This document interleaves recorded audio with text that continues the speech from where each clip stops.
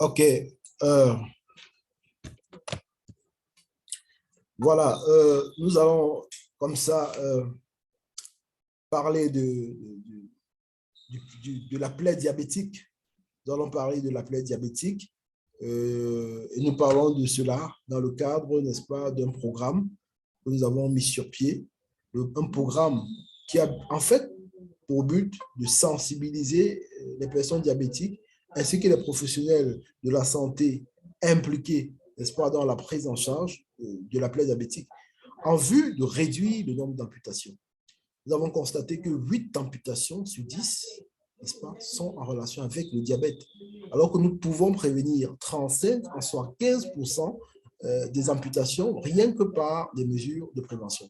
C'est dans ce cadre, n'est-ce pas, que nous avons fait ce webinaire et là, vous avez un résumé de ce que vous devez savoir, n'est-ce pas, par rapport à la plaie diabétique. Alors, ceci dit, notre présentation s'articulera selon le plan suivant. D'abord, l'évaluation. Et ici, nous avons utilisé, n'est-ce pas, ce que nous propose la Société de podologie suisse. Ensuite, nous parlerons de la classification de la plaie diabétique. Nous allons utiliser l'université, celle de l'Université de Texas. Et enfin, n'est-ce pas, nous parlerons des soins de manière globale. Alors, l'évaluation de la plaie diabétique est véritablement possible. Possible, c'est un sigle, n'est-ce pas, qui nous permet de ressortir sans rien oublier les éléments importants d'une évaluation de plaie diabétique. D'abord, P, qui est la physiopathologie. Vous savez, la plaie diabétique est sous une racine dans laquelle nous avons des problèmes vasculaires, dans laquelle nous avons des problèmes neurologiques et dans laquelle nous avons l'infection. Tous ces trois éléments sont le socle de la plaie diabétique et il est important de bien les évaluer pour pouvoir comprendre comment on peut évoluer vers la guérison. Ensuite, nous avons l'observation, c'est-à-dire la localisation de la plaie. Et nous pouvons voir dans ce cadre-ci que cette plaie, n'est-ce pas, est localisée pratiquement au niveau de la cheville, qui est également un élément de gravité pour la mobilité, n'est-ce pas, ultérieure du pied. Nous avons également la superficie qu'il faut évaluer, la largeur, la profondeur, la longueur de la plaie. La satisfaction du patient est extrêmement important. Il est important de savoir quel est le niveau de satisfaction du patient par rapport aux soins qui sont faits sur la plaie. Bien évidemment, l'infection, l'aspect des berges, le lit et la présence ou pas d'exsudation. La classification du Texas nous permet d'apprécier la probabilité d'amputation devant une plaie diabétique. Et vous pouvez voir ici qu'il y a deux éléments que nous croisons. D'abord, la profondeur de la plaie, qui peut être superficielle, aller jusqu'à l'exposition des tendons, des articulations, des os, et la présence ou pas d'infection d'ischémie ou d'ischémie. Et vous pouvez voir ici qu'on a pratiquement jusqu'à 100% du risque d'amputation, la probabilité d'amputation chez les patients qui ont une infection, une ischémie et qui ont des os exposés. Donc, vous voyez, plus la plaie est négligée, plus on évolue, n'est-ce pas, vers l'amputation. Voilà, en réalité, le classique pied diabétique en milieu africain. C'est un patient que nous avons, n'est-ce pas, traité à l'hôpital de Bethesda. Et vous pouvez voir sur ces diapositives la présence du mal perforant plantaire. Vous voyez même là des callosités, des hyperkératoses qui traduisent, n'est-ce pas, des problèmes, n'est-ce pas, au niveau de la plante des pieds, des problèmes neuropathiques qui gênent, n'est-ce pas, les différents points d'appui du pied. Nous avons que ce patient était amputé, n'est-ce pas, de la luxe, n'est-ce pas, en relation avec une ostéite ou une infection. Et vous pouvez constater donc, comme ça, comment en Afrique, le pied diabétique est toujours découvert, est toujours pris en charge au stade très évolué, tardivement. Donc, c'est l'intérêt de ce que nous sommes en train de faire, de cette présentation. Et voilà, ici, un patient qui nous a été référé dans notre hôpital d'application, n'est-ce pas, des périphéries camerounaises pour avis. Nous avons donc donné ces indications, n'est-ce pas, pour pouvoir permettre une meilleure prise en charge et une guérison de cette plaie.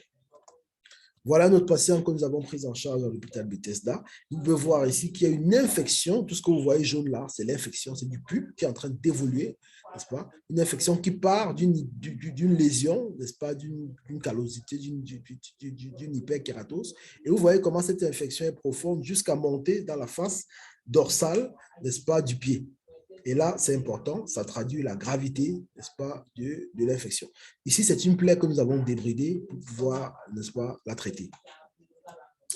Voilà, bien évidemment, ce que nous redoutons au maximum, la gangrène. Ici, il s'agit d'une gangrène d'abord ischémique qui ensuite est devenue humide. Et là, le traitement n'est rien d'autre qu'une amputation. Et c'est donc, lorsque le pied est négligé, comme c'est ce patient, son pied a été négligé, lui-même, il a commencé à vouloir il a même incisé lui-même, ça il faut le dire, il a incisé son pied lui-même à la maison avant que nous arrivions à une gangrène humide et bien évidemment dans un contexte de gangrène sèche. Donc, c'est ce que nous avons au quotidien. Et là, voilà notre patient qui nous a été référé. Vous voyez ici une gangrène ischémique de pratiquement tout l'avant-pied. Nous avons été obligés, après les explorations vasculaires, de faire, n'est-ce pas, une amputation mi-jambe que nous avons fait. C'était une patiente de 90 ans. Nous l'avons opérée et elle va bien. Elle fait ses pansements normalement.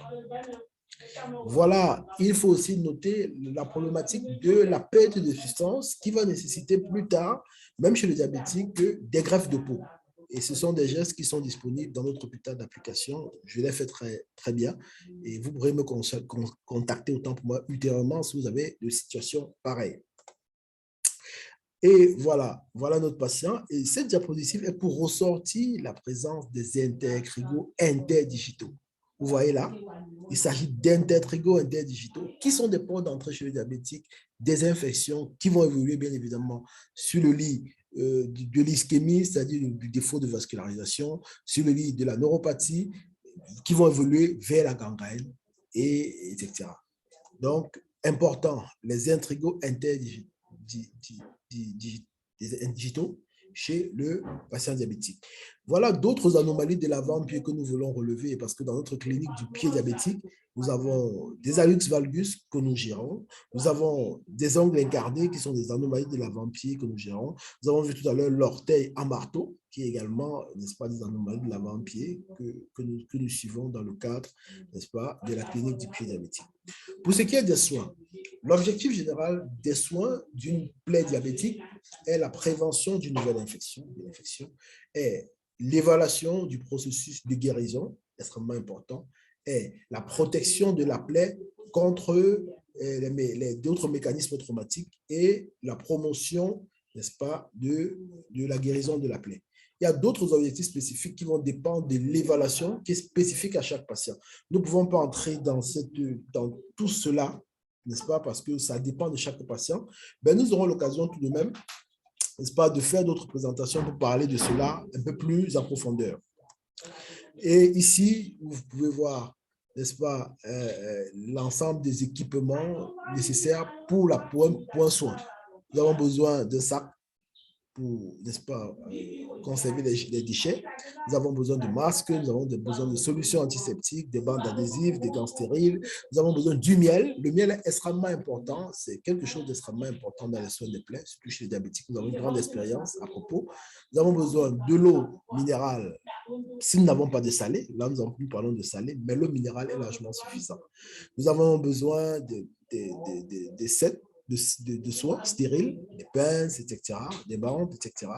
Et nous avons besoin de documenter, parce que là, c'est la responsabilité du professionnel de santé, de documenter ce qu'il fait, la date, l'heure à laquelle il a fait le soin, qu'est-ce qu'il a fait, qu'est-ce qu'il a trouvé, les caractéristiques de la plaie, l'odeur de la plaie, en termes de douleur, qu'est-ce que le malade prend, quelles sont les interventions qui sont faites pour calmer la douleur, l'anxiété du patient, c'est des éléments importants. Comment gérer la douleur, c'est extrêmement important. Nous ne devons pas négliger la douleur chez les patients. C'est extrêmement important. Nous avons tous les moyens pour pouvoir prendre en charge cette douleur. Nous avons besoin de reporter le niveau d'application du confort par rapport au pansement. Et bien évidemment, il faut notifier tout ce qui a été utilisé. Donc, un seul mot au terme de cet exposé qui est en fait une première dans une série d'exposés que nous aurons l'occasion de faire parce que notre objectif principal est de réduire le nombre d'amputations chez les diabétiques dans notre contexte. Donc, à cet effet, un seul mot, c'est la prévention et vous aurez l'exposé qui a été fait sur la prévention par notre médecin, endocrinologue, diabétologue qui est dans notre réseau, des amis de Daniel, avec qui nous travaillons, n'est-ce pas? Nous sommes en train d'écrire des livres par rapport à cela, dans le but de réduire au maximum la survenue des amputations liées à la négligence du pied diabétique. Ceci, nous vous disons merci pour votre attention. Soyez bénis.